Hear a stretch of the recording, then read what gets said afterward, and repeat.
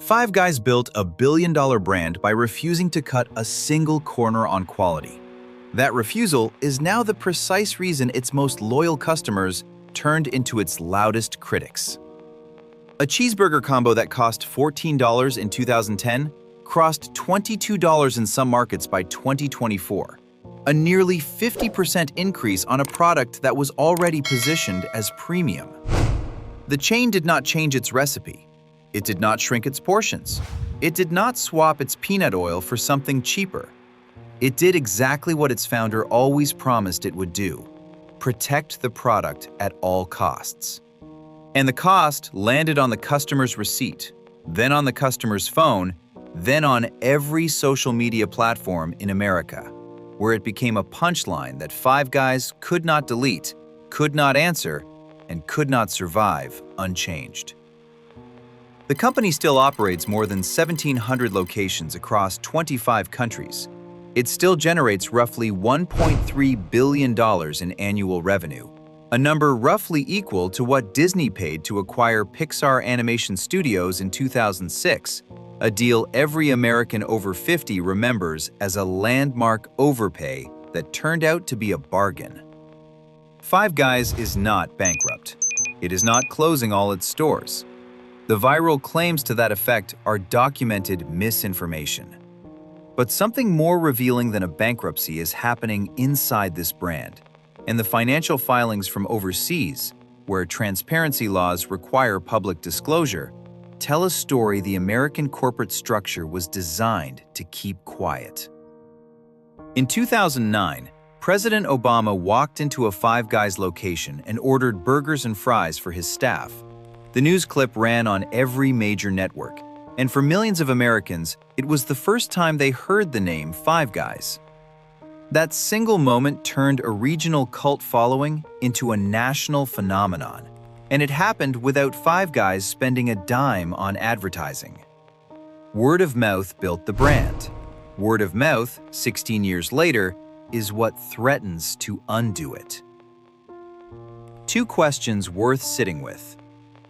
If the founder's entire strategy was to build a product so good it marketed itself, what happens when the same word-of-mouth engine starts carrying a different message?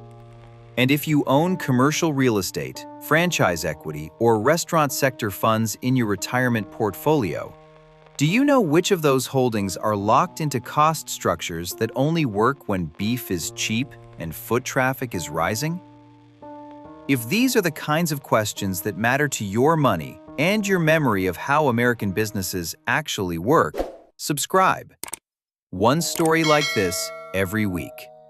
The reason Five Guys had no lever to pull when inflation hit was decided in a strip mall outside Washington, D.C. in 1986. And it was decided by a financial planner who had never run a restaurant in his life.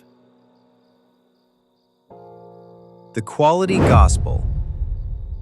Jerry Murrell invested his two sons' college tuition money into a 460-square-foot restaurant space in Arlington, Virginia in 1986, a bet that would either fund a business or leave his family with neither an education nor a livelihood.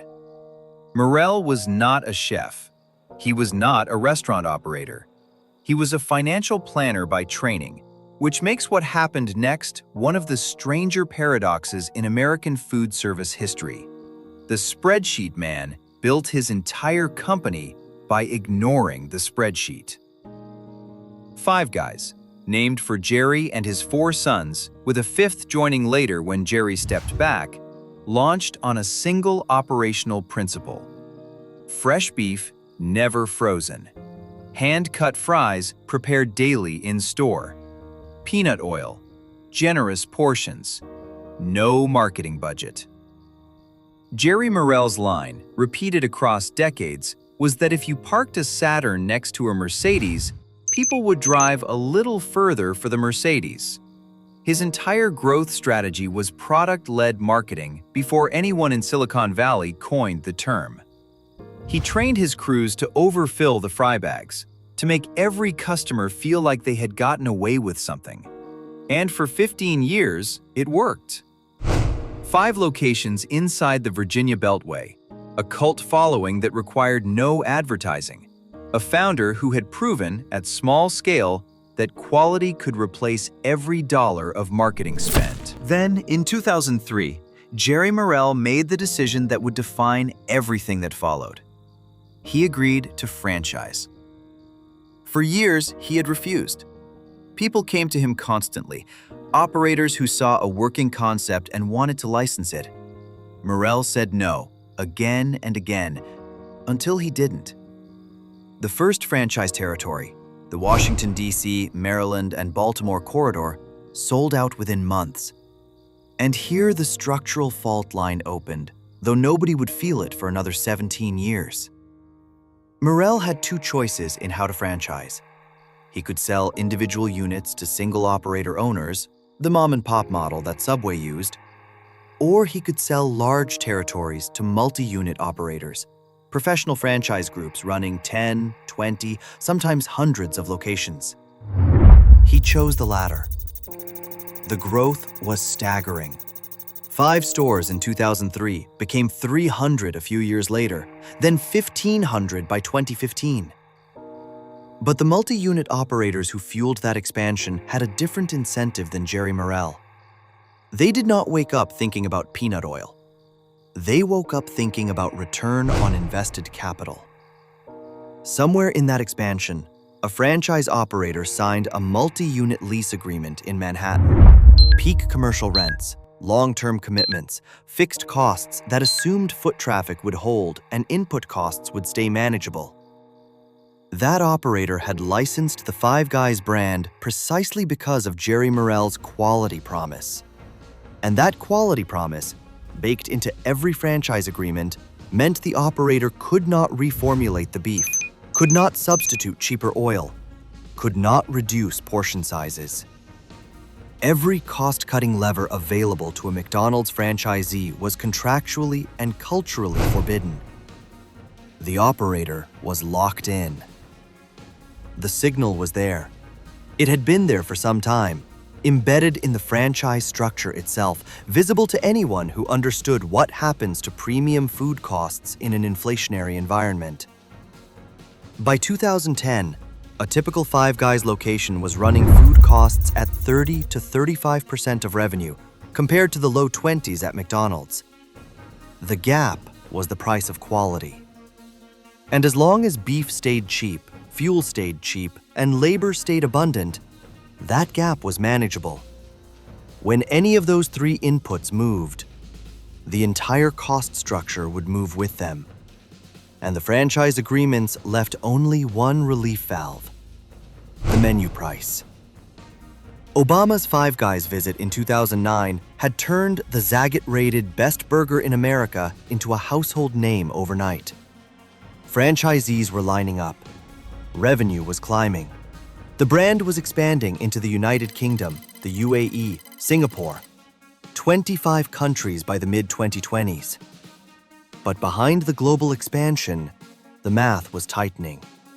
And the generation that had made Five Guys famous, millennials who were 25 and 35 during the Obama era, were aging into mortgage payments, childcare costs, and the kind of financial caution that makes a $22 burger feel like a provocation. Then March 2020 arrived, and every assumption embedded in the Five Guys model broke at once.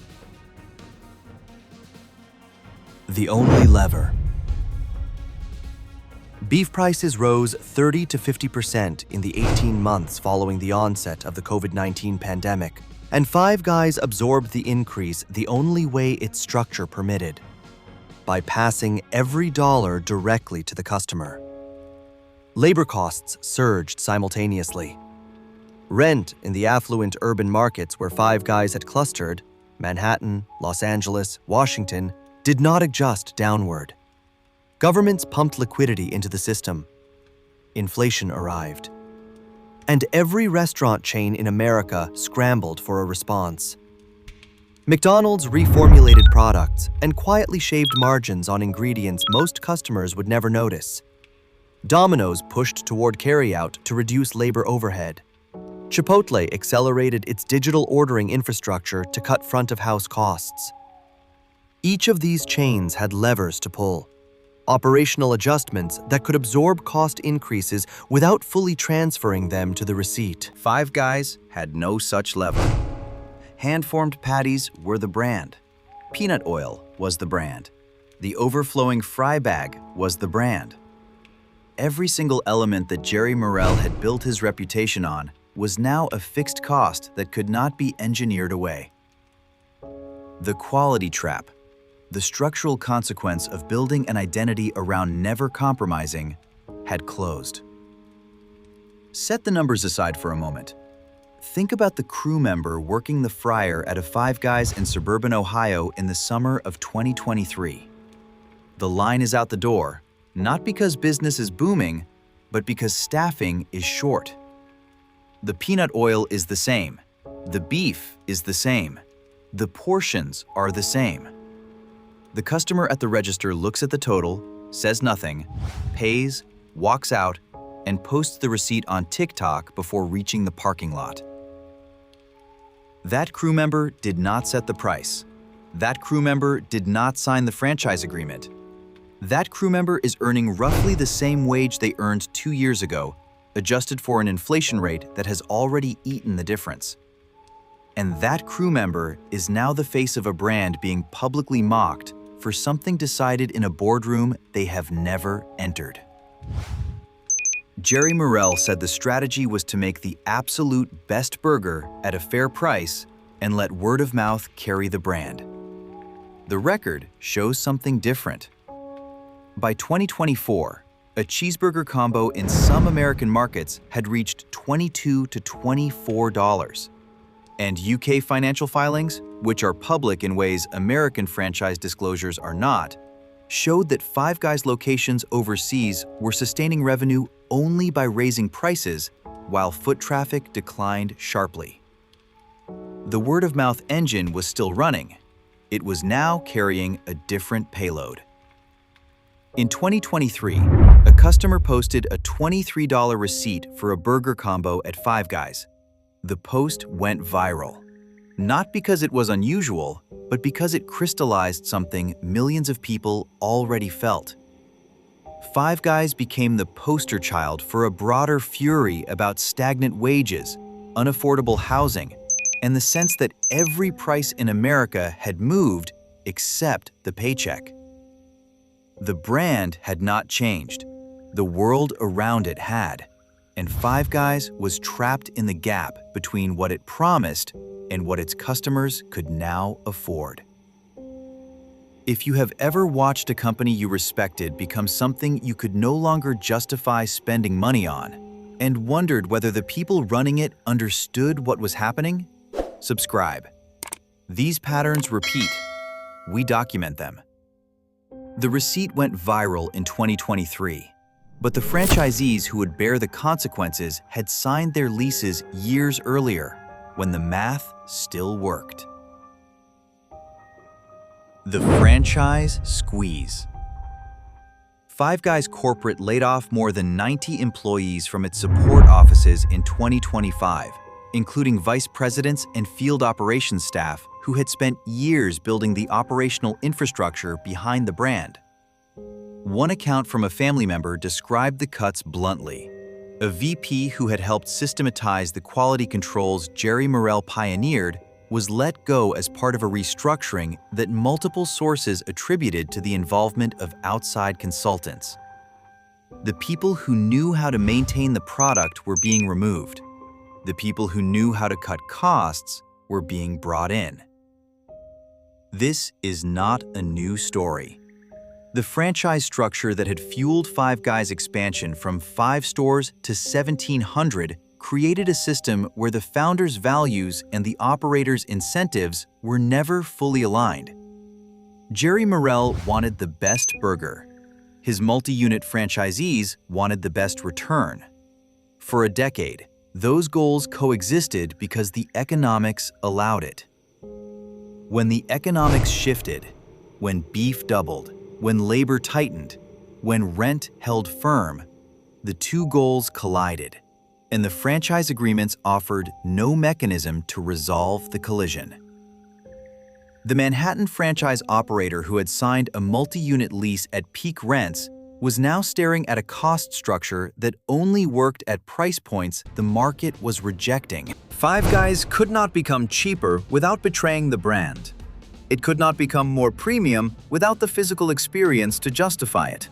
Five Guys locations are strip mall storefronts, not the polished dining rooms of a Shake Shack. And it could not hold prices steady without franchisees losing money on every burger sold. Look at where the competitive landscape settled by 2025.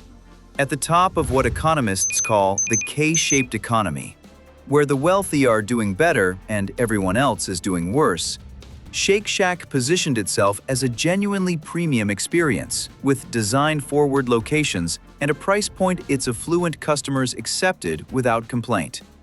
At the bottom, In-N-Out Burger, still family-owned, still refusing to franchise, kept its prices low enough to generate lines that wrapped around buildings. In-N-Out's founding family accepted lower margins to maintain volume and loyalty.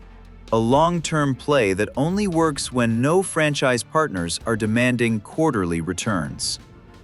Five Guys sat between those two poles, winning at neither. Jerry Murrell made the structural decisions. His franchisees lived with the consequences. The board met. The layoffs were approved. The corporate restructuring documents and the franchise performance data exist in the same filing system, accessible to anyone who requests them.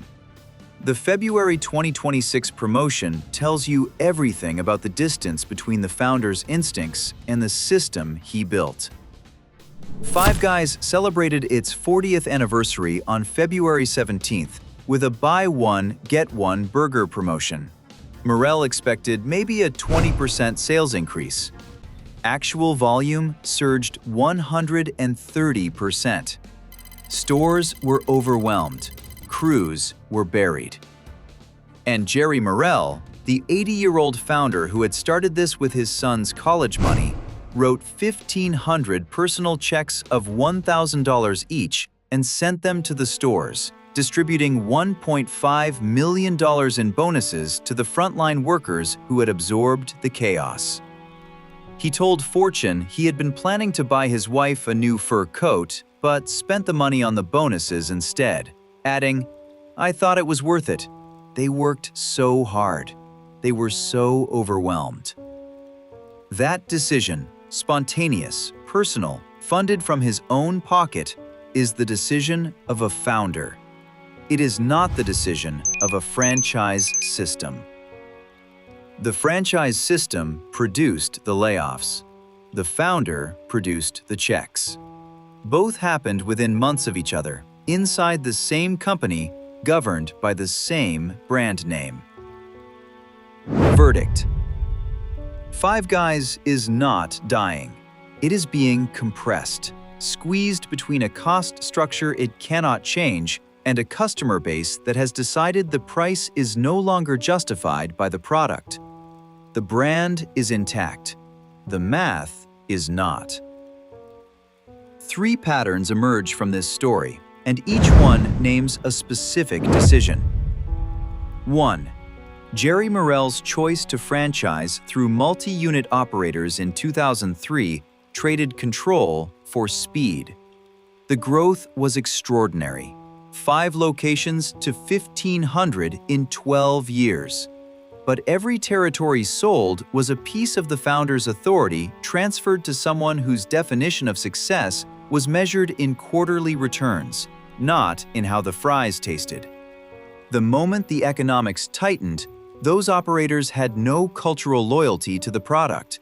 They had contractual obligations and lease payments. 2. The quality-first philosophy that made Five Guys famous also made it structurally inflexible. Every competitor that survived the post-COVID cost explosion did so by finding a lever that Five Guys did not have: reformulation, digital transformation, vertical integration, or family ownership that could absorb lower margins. Five Guys had none of these. Its identity was its constraint. 3. The word-of-mouth strategy that built the brand without a marketing budget became the same mechanism that distributed the damage. Obama's visit in 2009 proved that a single organic moment could generate more awareness than a Super Bowl ad. The viral receipt in 2023 proved the same force works in reverse and faster. Five Guys had no institutional capacity to respond because it had never built one. You do not need a crisis communications team until the day you do, and by then, it is too late to hire one. Jerry Murrell is still writing personal checks to his workers.